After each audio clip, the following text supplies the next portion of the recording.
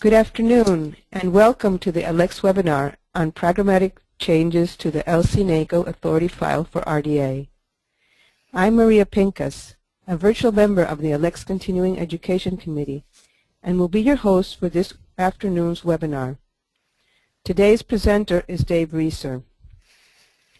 Dave has been a Senior Cataloging Policy Specialist in the Policy and Standards Division of the Library of Congress for the last 15 years, and held positions as a cataloger and cooperative cataloging specialist prior to that.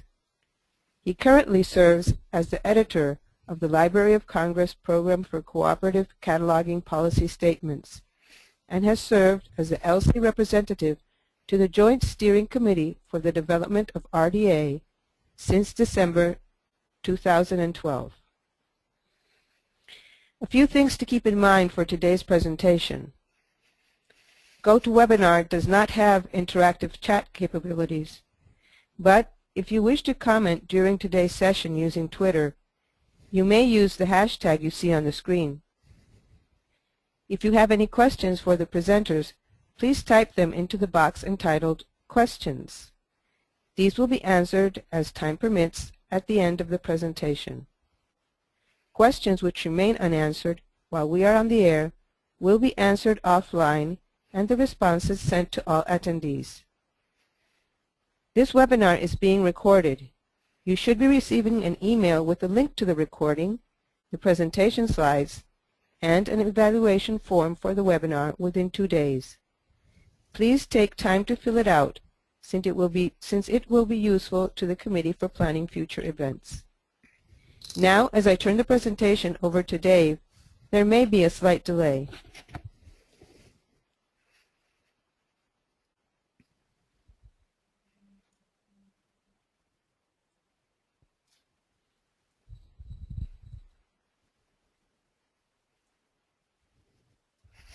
Hello, this is Dave Reeser, and I hope you can hear me. One of the things that the host asked to do was to show a picture, since otherwise I'm a disembodied voice over the internet, and I think I hear my colleagues printing out now for a dartboard. But I really want to start the presentation with a very special thanks to Gary Strawn at Northwestern University, as most of what I am going to present today in some way or another had some genesis with Gary, or one of the task groups he was on, or some programming he did, or some analysis he did. So special thanks to Gary Strawn as we get going.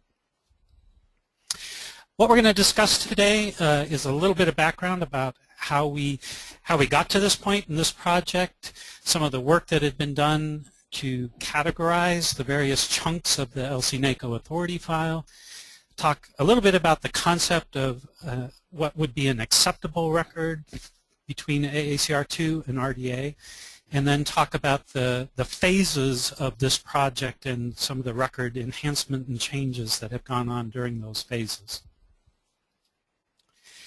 In the planning stages for the US RDA test, which is where most of this had a beginning, the Test Coordinating Committee, which had membership from the Library of Congress, the National Library of Medicine, and the National Agricultural Library here in the United States, those folks had to make some decisions back in 2009 and early 2010 as they were planning the test on how testers, which included many NACO libraries, had to interface with the existing NACO Authority File.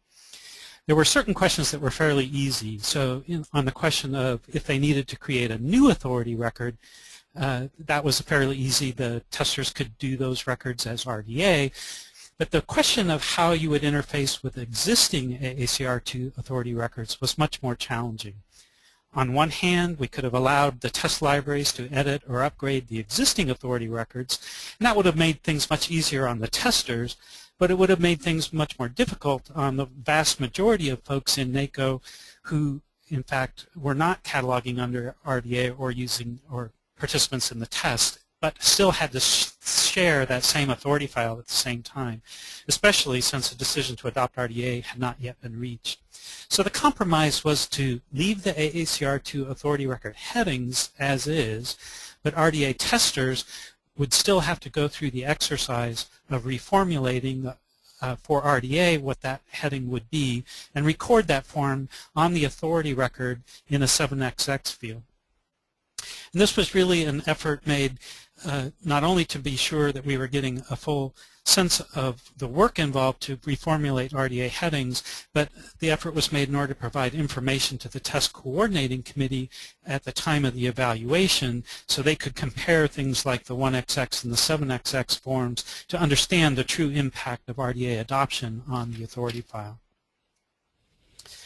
So even before that evaluation phase began, the impact of the test policy became really obvious. Even though we tried to limit the impact on other people, they started seeing these 7XXs right away. And it illustrated a couple of things. One of which, the first of which we knew for sure was already going to happen, that because there really are distinct categories of existing authority records that were most likely not compatible with RDA because of known instruction changes. And these include issues such as the use of abbreviations. But there were also many cases where the difference in what was being recorded as the AACR2 and the RDA forms were not really due to instruction changes, but only due to the amount of information on hand or the application of optional instructions at the time that that RDA formulation happened. A few examples soon began to cause some great discussion on various listservs. The first of which was the king, Elvis Presley. So Elvis, since the test practice was to allow for the addition of fuller forms of names, which also could include unused forenames, when they were doing the RDA reformulation, a subfield Q could have been added to show the unused forename of Elvis Presley. So that was just exercising that optional addition. So neither the AACR2 or the RDA form were wrong in that sense, but the outcome of the different practices of the optional addition for the fuller form of name. But this raised the question on those listservs, was the addition of the fuller form of name a necessary change, or should the original AACR2 form still be considered acceptable under RDA? Another example that we saw quite a bit shows a situation where dates of birth or death were known at the time of the reformulation and may have been recorded already in the 670 fields of those records, but since they were not known at the time that the heading was established under AACR2, they weren't using the heading itself. So since the standard NACO practice of not adding dates to a heading that didn't have dates already, except in those cases of conflict, since that practice was at play here, this really wasn't a difference between AACR2 and RDA, but really a difference between the amount of information at hand at the time of the later reformulation.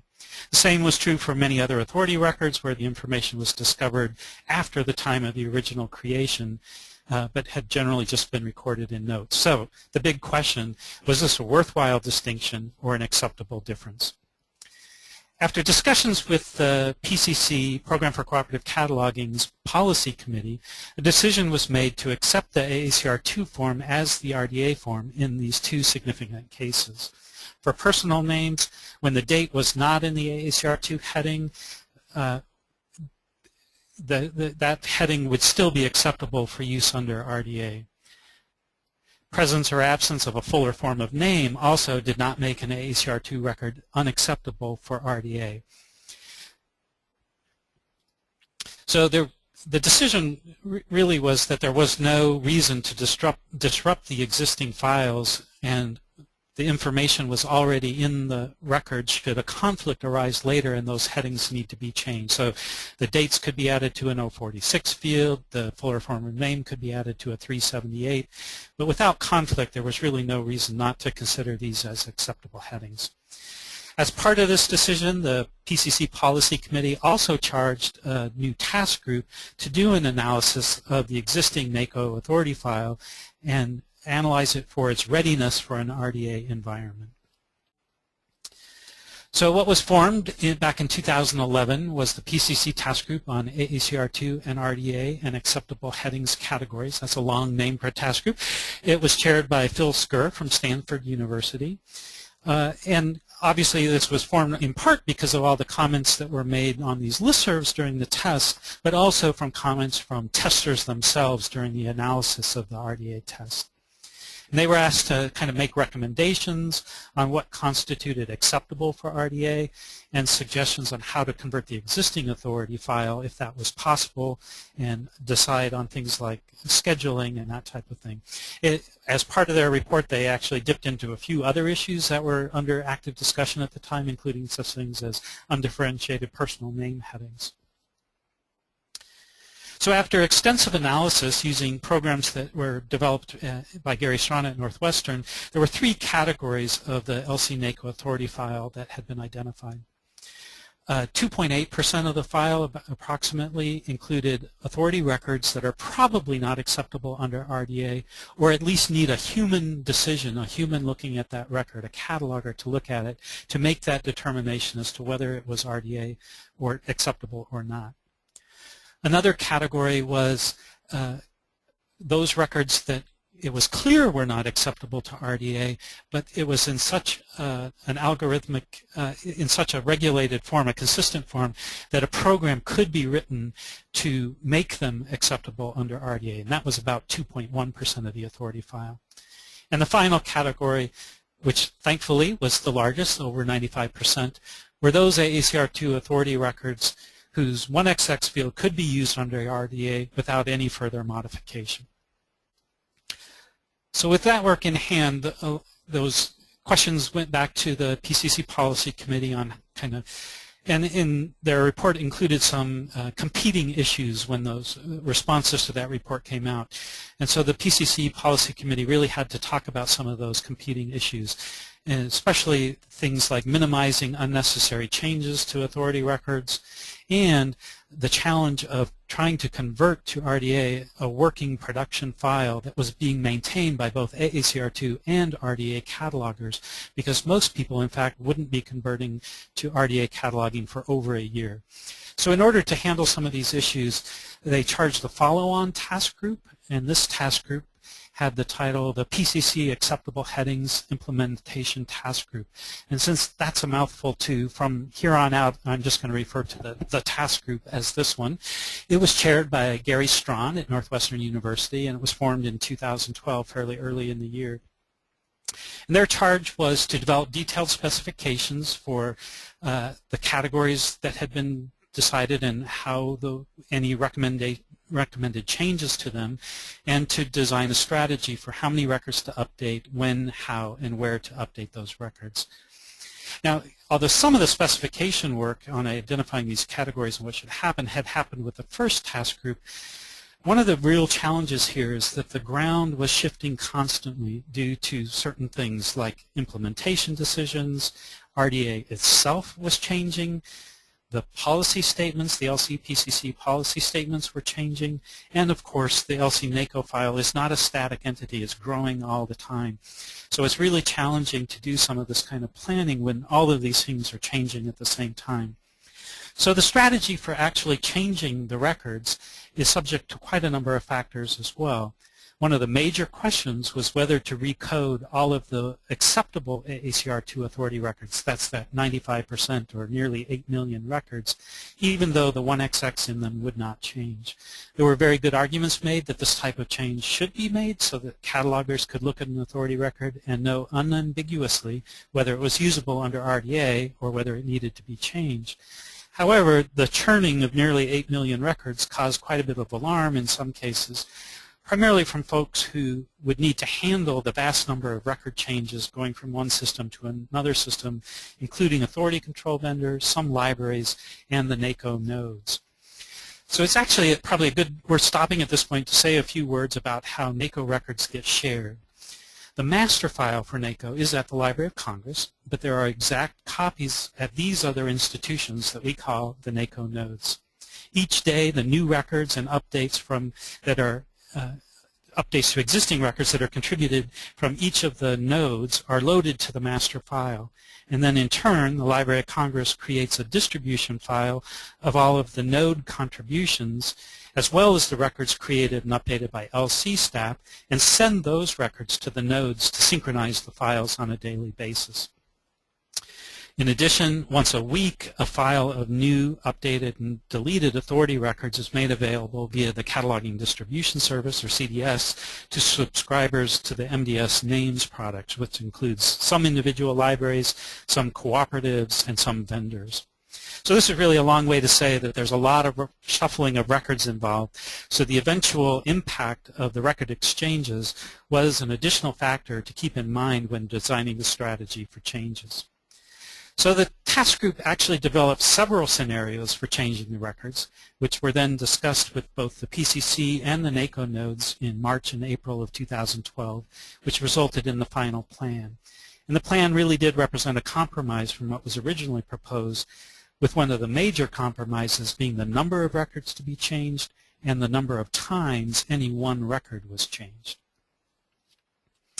So the plan was divided up into phases. So the phase 1 was to mark all the records that were known to be or likely to be incompatible with RDA when that was possible to determine by the program.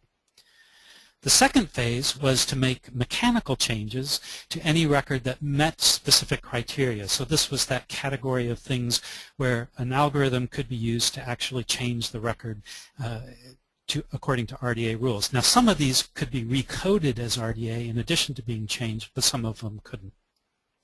And finally, the last phase, phase 3, would be to recode all the acceptable AACR2 records, that big 95% or 8 million records. And that was actually deferred at the time back in 2012 when this plan was put into place, so we could get more experience on our practice for phase 1 and phase 2 as well, and then talk further about phase 3. So it's also worth giving a word about transitions here, and transitions are very hard. It's very challenging, especially when we're trying to do this in a working file that, as I said before, needed to be used by those working in different standards, both AACR2 and RDA, and that is growing every day. So the real challenge here was that we then the PCC had to give guidelines to people who were using the authority file, particularly those that were using RDA, and those guidelines had to change for kind of different time periods that we're talking about here. So there were certain things that they could or could not do during the US RDA test back in 2010. Then the period after the test, but before phase 1, there were additional things that people could or could not do. After phase 1, a new set of guidelines got put in place for those things that you could do before phase 2 happened. And of course now we're in a post-phase 2 environment, a post-day 1 environment in 2013. So we really want to thank all those NACO catalogers, and particularly those who were using RDA for that whole time, who kept abreast of these challenges and changes and were very patient to work through all of this. So let's talk specifically about the phases themselves. For phase 1, these are the records that were not ready for RDA, or certainly could not be determined by program to be ready for RDA. And that included a couple of things, like there were still quite a number of pre-AACR2 records and AACR2 compatible records.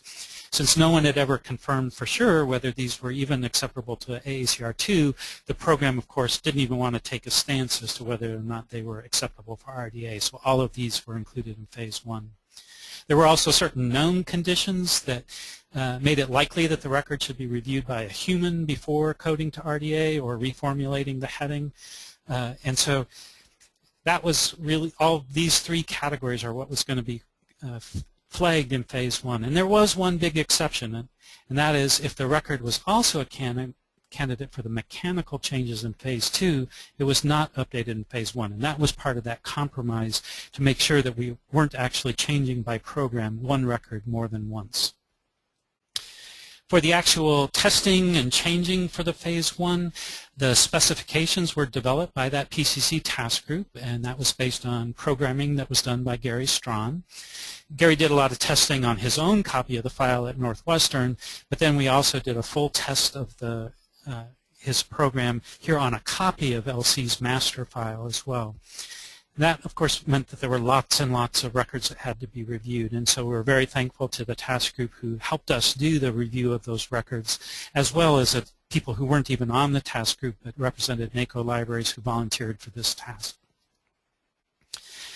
This is probably a good point to say that the all of the work that had been done by the task group is all the specifications were developed them, and they're all posted on their web page. They posted those. They solicited comments on various listservs during the development of those specifications. And they even had their own Facebook page where you could become their friend and even make comments and look at the documents on Facebook.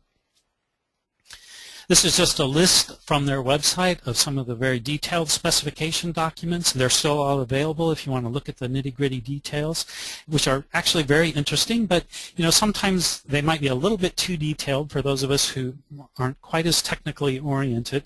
And to that end, we actually created then a summary of the programmatic changes in July of last year, before the Phase 1 changes began, really to help catalogers understand what was going to happen and what they needed to do if they encountered one of these records. So here's just a little sample summary from one of the topics within that document. This one's for conference headings. And so for each of the categories, we kind of said, here is the category and here is why it's being flagged in Phase 1. And then provided some instruction and suggestions about how a cataloger would review that record and maybe what steps they would need to take as part of this document. And so I'm actually going to give you a link to this document at the end of the presentation as well. Also, this document linked to the very more detailed specifications on the task group's website. So the Phase 1 changes, the mechanics of this was that 30,000 records were updated every day, starting at the very end of July last year through most of August, so 30,000 records a day. The records were updated in our production database, the master file here at the Library of Congress, based on those programs, running those programs from Gary that were run by David Williamson, our automation specialist here at the library. We distributed those records daily to the NACO nodes. We actually only made changes Monday through Friday and skipped the weekends, so those were distributed daily to the NACO nodes and then distributed weekly to any of the CDS customers I mentioned before. All told, there were just shy of 437,000 records that were updated as part of this process. So how do you tell what was included in Phase 1? The telltale sign the record was updated is the presence of this 667 note that's shown on the screen here. And so the job of the cataloger then was to see, when they saw that note, was to evaluate whether the heading used on that record was acceptable as is under RDA or whether it needed to be reformulated. So this was an evaluation and reformulation task. As part of this process for Phase 1, no 1XX fields were changed by the program. That had to be a people process. So obviously the 667 didn't mean that the 1XX was wrong, just that somebody needed to look at it carefully. So if you did that evaluation and you said, oh yes, this really is different under RDA, then your task as a cataloger would be to reformulate the 1XX following the RDA instructions, to recode the record to RDA both in the 008 and in the 040, to remove that RDA-related 667 note that was added by program, and then make a 4XX for the former heading if you're allowed to under the NACO normalization rules, as long as it didn't normalize to a heading or reference that was already there. And of course, if you're changing the heading, you may have to worry about other authority records that maybe are in a hierarchy or a name title authority record if you are changing the name portion of that. So what do you do if you evaluate it and everything was perfectly acceptable under RDA? That we still want you to recode that record to RDA and to remove that RDA-related 667 note. And the reason we want you to do that is so that nobody else ever has to worry about that record again. Otherwise, somebody else will have to do the same intellectual work that you did, which we can skip if you recode that record to RDA. These are some of the specific categories of things in addition to the pre-AACR2 and AACR2 compatible headings. These are some of the categories of things that also were flagged as Phase 1, and we'll go through them, look at them a little more closely. The first one I want to talk about is conference headings from the perspective of frequency words. And the reason that this is added to the list why conference headings were flagged was because RDA had AACR2 had separate instructions for conferences and for fairs, festivals, etc. In RDA, those are combined, but the AACR2 practices were different. So under AACR2, kind of those frequency words were omitted for conferences, but not for fairs, festivals, etc., etc. So under RDA, it's the same. You don't omit those terms. So these were flagged so that the cataloger could check to see whether a frequency word had been omitted. They would resolve it by checking to see in the 670 or 4XXs or maybe some bibliographic records whether a word like annual or biannual had been omitted, and then restore that as part of the preferred name. I think in the majority of cases the heading is just fine as is. There had been nothing omitted at all. The second category for conferences is this kind of odd situation where we had acronyms with a year or some representation of a year, like the ASM 2003 example here. According to RDA, that year should never be part of the preferred name of a conference. Actually, these weren't really covered by AACR2. They were just an RI that covered these. So how you would resolve this is to remove the date from the preferred name and put it in the correct date subfield if you were talking about an individual instance of the conference, and then make other changes as well. So this allows us to have actually a collective conference for the group of conferences as well as individual instances. Another category is where we had authority records for titles and name titles where there was a subfield L for language that included something like polyglot.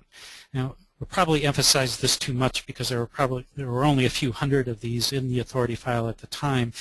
But obviously the use of polyglot in a language subfield is something that's not allowed under RDA, because if we try to move into a linked data world, there's no way to link polyglot into the appropriate languages. So under RDA, we want multiple access points for each language that's involved. So we give instructions about how you can resolve that by making sure that there are authority records existing for the different records for the different languages that are covered by that polyglot. And then we really want to get rid of that polyglot authority record by deleting it. So you would report it as you normally do for deletions, and that record would be deleted at the Library of Congress. What we really want to emphasize here is that you never reuse that one record that was once for many languages. We don't want you to reuse that for one of the languages, because that is a difference in entity, a one-to-many relationship that could cause all kinds of bad problems in systems that flip headings that get changed. So please don't reuse one of these records for a single language. Just report it to us for deletion. More common situation is where two languages were used in a subfield L with an ampersand in between them. Again, we want to be able to model this in a linked data world by identifying each language separately to be sure that there's two access points instead of one with this grouping in the language.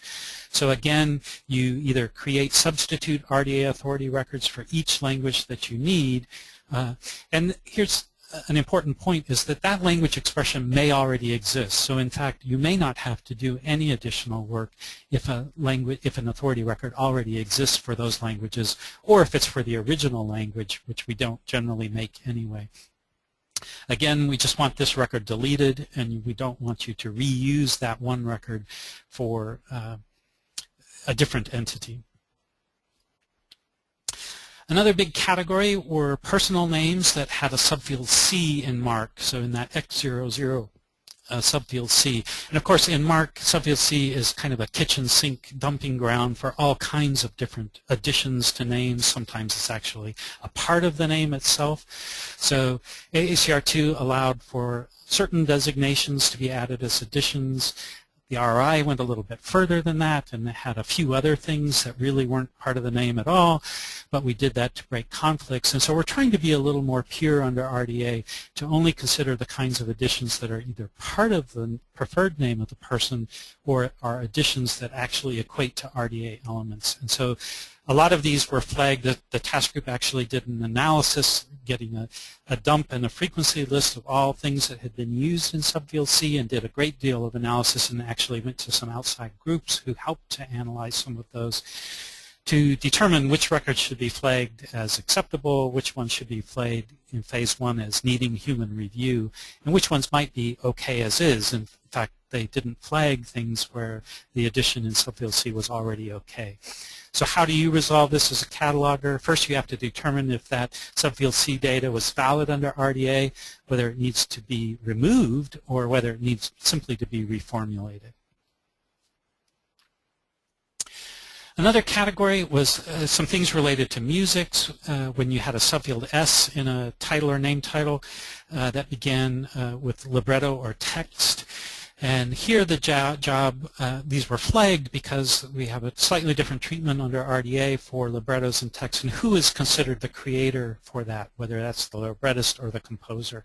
So that's why they were flagged, and then how to resolve it is that you would follow the RDA instructions to determine whether the creator needed to be changed and adjust the record accordingly. Another thing related to music, and I have to admit here I'm not a music specialist, so if you want more details on this, you really need to go to the specification documents that were developed with the help of the Music Library Association. But there are certain mediums of performances used with certain preferred titles that were going to be different under RDA. So again, these records were flagged, and if you encounter the situation, you would reformulate as required by RDA instructions. Another category that was flagged were for treaties. And the reason why treaties were flagged was that there's a difference between how AACR2 and RDA identify the countries that were involved in a treaty when more than one country was involved. Sometimes there's a difference and sometimes there isn't. And so the general principle behind them was AACR2's alphabetical and RDA's first name. Actually, I don't even want to talk about how you would resolve this because there's some late-breaking information here. What will soon be announced, and this was in consultation at the request, and in fact of some folks from the American Association of Law Libraries, they asked that we defer, they asked the PCC to defer recoding of treaty records to RDA at this time because they have some ideas about how they might want to change the RDA instructions, and so we didn't see any point in changing them all now if in fact we'd have to change them back in a little bit. So look for some announcements to be made fairly soon about just kind of leaving these treaty records alone as AACR2 for a little while.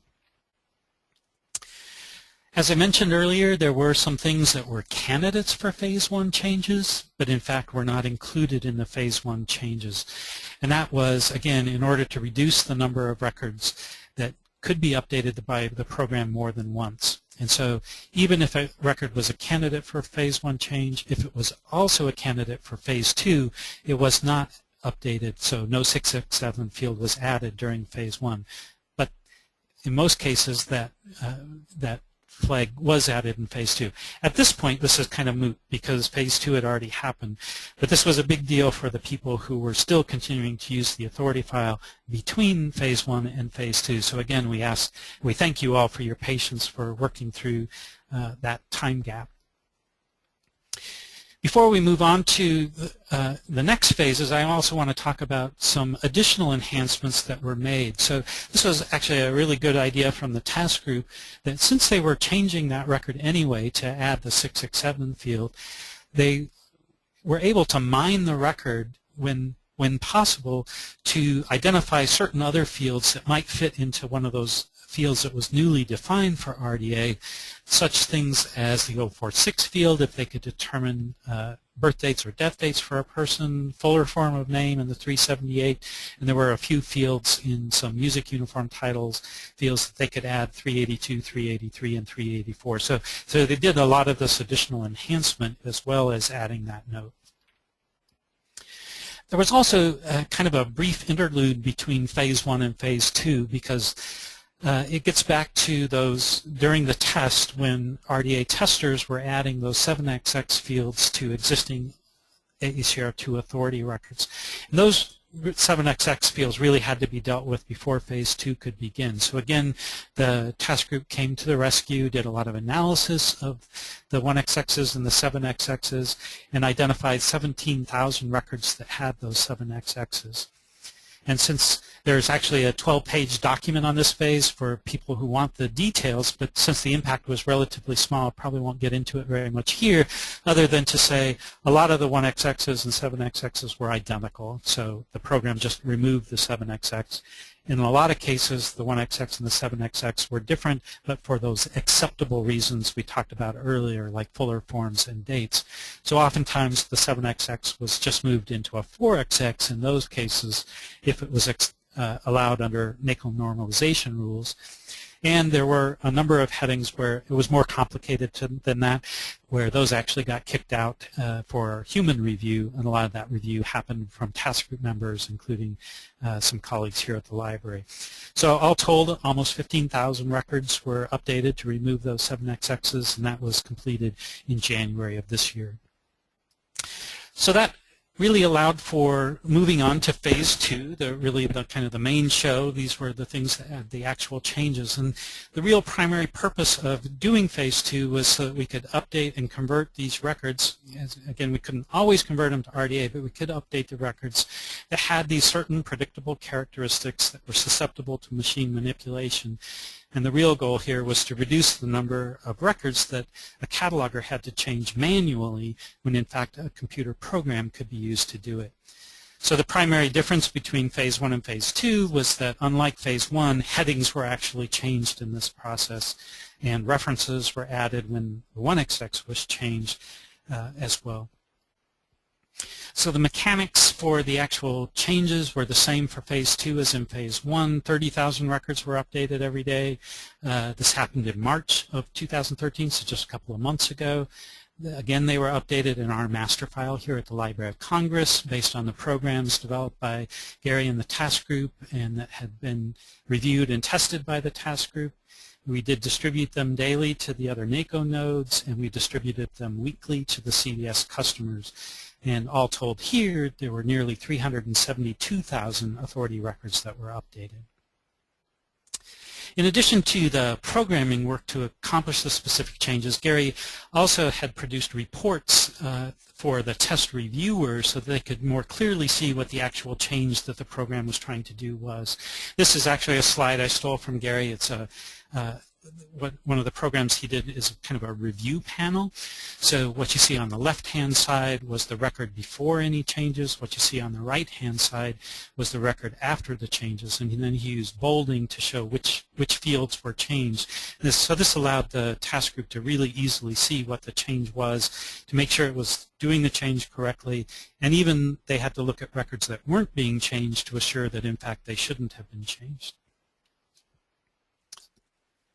So the specific categories, we'll talk briefly about each of the categories that included these mechanical changes to the headings.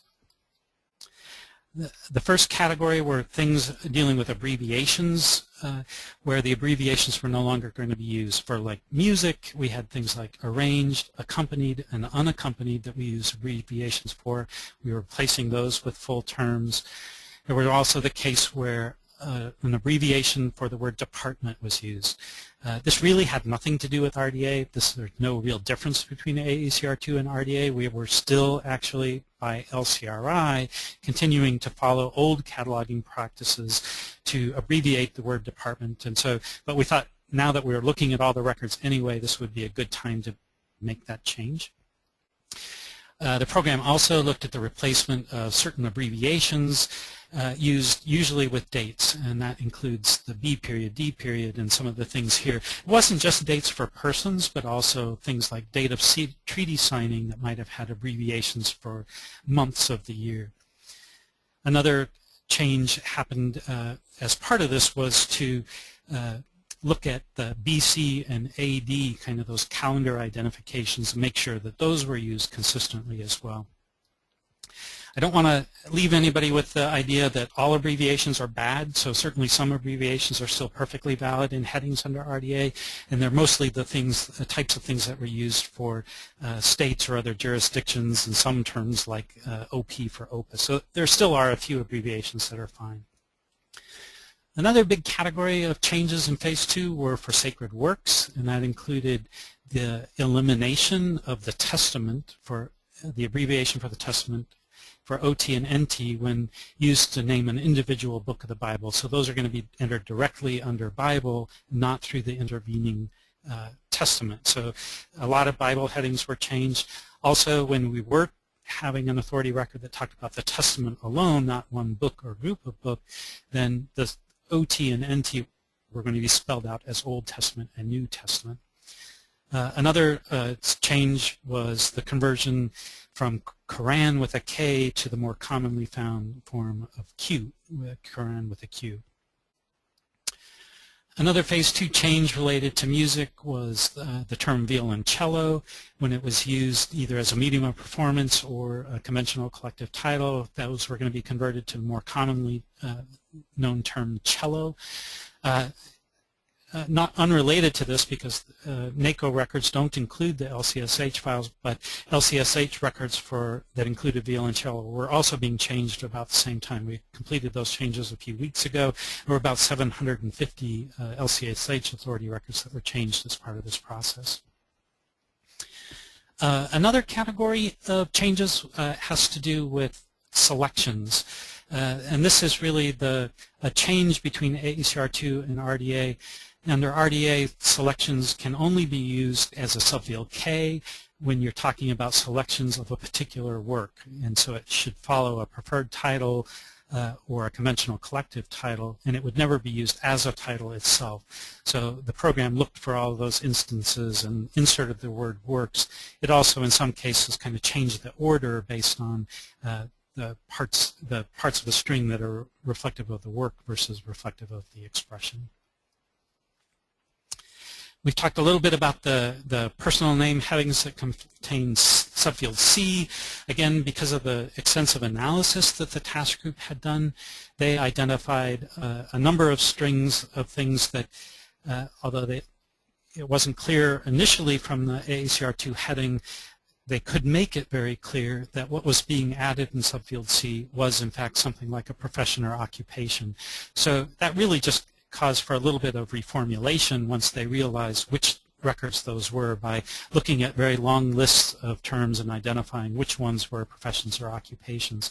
So in this particular example, the pianist gets capitalized and enclosed in parentheses to indicate that it's a profession or occupation. Here are some just additional examples of the kinds of things that were changed during Phase 2. The first example is for a personal name. This probably was a conflict with another Linda Miles, so that they had the month and day as well, but the month had been abbreviated. That's now spelled out. The second example had probably been an FL period, CA period, which we catalogers all know, but by replacing those with words like active approximately, maybe more people will understand what they mean. The third example is a case of department where the DEPT abbreviation was spelled out to a full form. The Longfellow example was a case that I talked about where selections had been changed to work selections. The Bible example is a case where this authority record is for the New Testament as a whole, and so just changing the N period T period to the full form New Testament. And the final example is again one of those cases where they could determine that what was in subfield C was really a profession or occupation. You'll notice that some of these are for things that are both name title as well as name headings, and so the program was actually much smart enough to know that it needed to change this in all of those cases, whether it was talking about the name heading alone or any records that were built from that, like name title authority records, or even in cases like the report where the department was really a qualifier to a title. Just like in Phase 1, there were additional enhancements that were done to Phase 2 records, and in fact, for Phase 2, they were able to add a few additional fields because they, in addition to, just like in Phase 1, they could add the 046 fields when they had that information in the authority record. Sometimes they could identify a 370, probably like a location of a headquarters, a language field if it had been in the heading string in a subfield L, fuller forms of names, some of those music things, as well as 510. So they were able to do a lot of enhancements to the record as well as fixing whatever the problem was. It's really worth talking about some things to keep in mind as you think about all the records that were changed in Phase 2. So for some of the records, really the only change was to a 4XX or a 5XX. In other words, the 1XX itself was not changed. So the example of the reviewing pane I showed you a few minutes ago, that was really just a change to the 410, not to the 110 itself. So the program was really looking all throughout the record, not just at the headings themselves.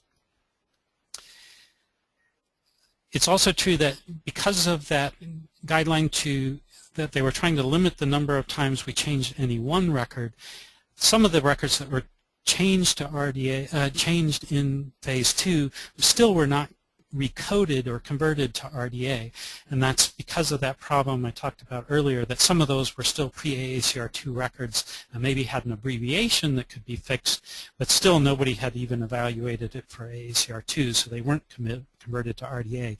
In this case, the same 667 note that had been added in phase 1 was also added to those records in phase 2. The final point to keep in mind is that no miracles happened here. These programs were very, very good, and the task group did a wonderful job in specifications. But sometimes the specifications and the conversions really could only be based on known issues. And records sometimes were already incorrect, or data in them was miscoded, so that the program couldn't actually fix them. Now, due to some of the analysis programs that the task group looked at, they actually could program into it the fact that some of these things could, in fact, they could actually take care of some errors at the time of the conversion, but many of the rest of them just had to be reported out. So Gary was able to identify a lot of data errors in advance, so members of the task group, including my colleague Anna Kristan here, who changed thousands of records herself, really helped things get prepared for these phases as well. I mentioned early in the presentation there was originally a phase 3 plan that has for now been deferred, and this is that other 95%, or the 8 million records that are coded as AACR2 now, but generally believed to be acceptable for use under RDA. Given the huge volume of these records, the discussions are still ongoing with the PCC as to when and how to handle these records. I think it's probably too early to tell right now what might happen, but there are subsets of that larger set of records that might get addressed categorically, so that we might be able to look at these as certain subsets. And I can't really tell you what those categories might be, but one thing that has come up recently for discussion is with the British Library is looking at the new International Standard Name Identifier database, or ISNI system, where identifiers are being added, and these can be mapped to NACO records sometimes, and so it might be good to get those ISNI identifiers in the NACO records, and that would be a good opportunity to take a set of those and get them converted to RDA at the same time. There have been some very recent suggestions about looking at undifferentiated name authority records for persons, and maybe that's an opportunity to do some of those as well. So obviously one of the big advantages to converting more of these records is we can add those enhanced fields at the same time, but really need to stay tuned on whether there's going to be a when and how those records are going to be changed. But I really need to put a pitch in here now that the Program for Cooperative Cataloging encourages catalogers, actually they strongly encourage catalogers, that when you run into these AACR2 records, to please convert them. You're not required to convert them, but you're encouraged to convert them manually to RDA. I know a lot of the systems where NACO work is done have already made macros available that make it much easier to do that kind of recoding, so it makes it very easy to do. It's probably impossible to thank all the people involved in this project, so here are a list of those folks who served on one of the 2 PCC task groups, as well as some of the people who volunteered to do testing of one or more of the phases, and I apologize if I left anybody off of those lists. And let me kind of finish here with a list of links that I've talked about in this report. So the first 2 links are to those PCC task groups. The third one is to that summary of the programmatic changes document, kind of what helps catalogers make decisions. The fourth link is to a presentation that Gary Strachan did for the PCC membership meeting at ALA Midwinter in Seattle in January. And then the final link is to a document we did for our reference folks here at the Library of Congress to help them understand the types of changes to headings that were being made in our catalog. So in addition to explaining the overall situation at a high level, it gives lots of examples of the kinds of changes that happen and talks really about the kind of different search strategies that they may want to do to construct browse and keyword searches. Now, some of that information may be too local for anything other than the LC environment, but please feel free to use whatever information that's in it that you might want to use to repurpose for your own document if you're talking to your reference staff. So that really concludes my portion of the presentation, and so I'll turn it back over to Maria now to identify some of the questions that might have come in.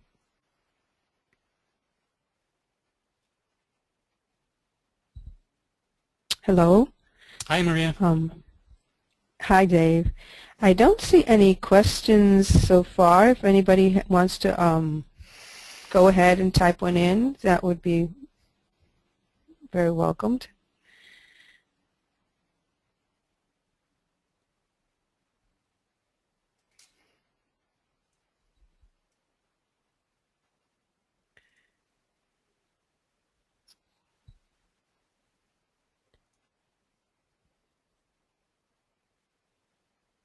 Let's give a couple of minutes for typing.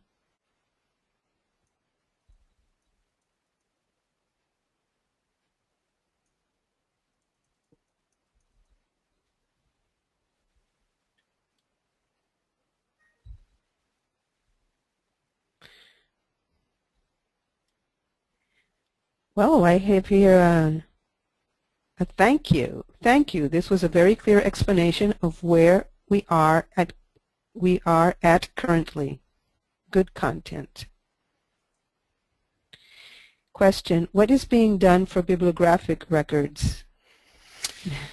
Yeah, that's kind of a hard for me to answer question, because every system probably has a completely different way of, well, we know they have different ways of taking care of synchronizing headings in authority records and bibliographic records. So all I can really talk about is what we're doing at the Library of Congress, which is basically running the same program that Gary designed for authority records. We are running that against our bibliographic file as well. Since we don't use a system where we count a change to the authority record to automatically convert all of the bibliographic headings.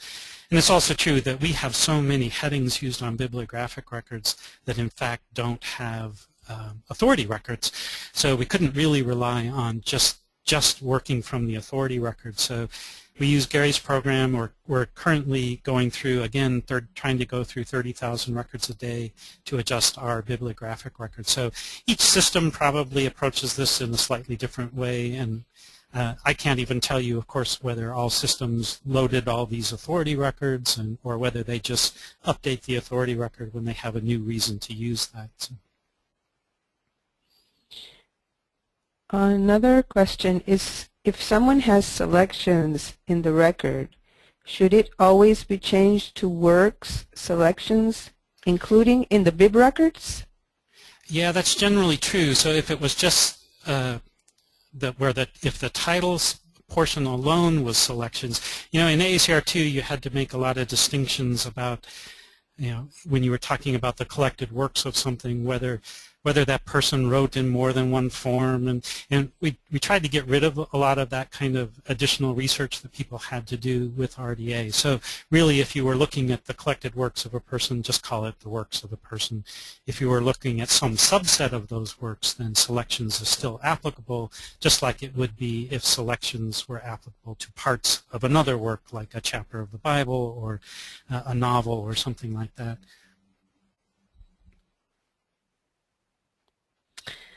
There's a question about how should we deal with treaties before the official announcement? If I were you, I would just leave them as they are for now. I wouldn't change the coding on them. I would just use the form that's in the authority record in a record that you're creating, whether you're still creating AACR2 bibliographic records or RDA bibliographic records. I'd still continue to use that AACR2 heading. Will subject headings also be changed? Subject headings where the names that have been changed are used as subjects, yes, we're changing those as well.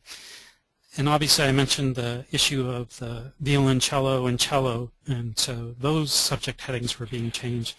But there are certainly some subject headings that are some name headings that are also in the LCSH authority file. They're sometimes there for purposes of printing the red books or to support reference structure. So my subject colleagues here at the library have been very, very busy in the last month or so identifying all those records in LCSH and changing which ones they can. I think they've done a really great job. They're also working on the classification records and a lot of the documentation related to both subject analysis and classification to kind of get things into sync. But it's also worth stating that there are some decisions about subject headings that kind of have been deferred for now in terms of like time period subdivisions that might use something like circa or CA period. Yeah, the spelling out or changing of circa to approximately is really a name authority issue, and as of yet is not an LCSH issue. So we have not changed some of those LCSH strings, and I think the jury, we're not going to change them for now and kind of evaluate that position as we move along. I have a question that I don't know what it refers to. It says, this is from Anna Kristan, will these override OCLC records? Maybe you know what record she's referring to? Yeah, so what Anna's referring to is the fact that we're changing bibliographic records in our file means that some of those records are also candidates for distribution to CDS customers, of which OCLC is a customer. So they're getting some of those updated files. I'm really going to let OCLC themselves talk about what they're doing with those records, but we have worked out a mechanism with OCLC so that they can easily identify what those records are if they want to treat them differently, so that they can be more careful about how they take data from those old records that are being changed and lessen the impact of that on any records they might have in their file. So I'm not going to speak for OCLC in that sense, but just let you know we have been working with OCLC on how they can identify that category of record changes. Okay, well, thank you very much. This is the end of our questions, and it's the end of our time for questions, so that's great. If anybody has any additional ones, well, they will be answered offline. You'll receive them with your email with the links to the evaluation and such. So I think that we can turn the presentation over to my screen, and we have on the screen those upcoming events from ALCTS Continuing Education.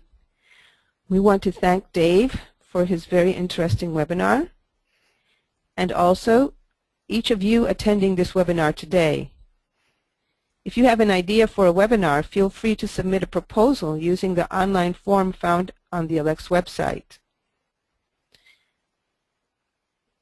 The Continuing Education Committee, besides the webinars and web courses that you see here, has monthly forums that are open free for members and non-members to participate. And also, please visit the ALCTS website for details about all our continuing education offerings. As we conclude this afternoon's broadcast, I would like to thank Iping, Chen Gaffey, and Jackie Samples, members of the ALCTS Continuing Education Committee's Technical Support Subcommittee, as well as Julie Reese and Vicki Gruzinski in the ALCTS office for their assistance. We hope that this webinar has been of interest to you and look forward to welcoming you at another ALCTS webinar.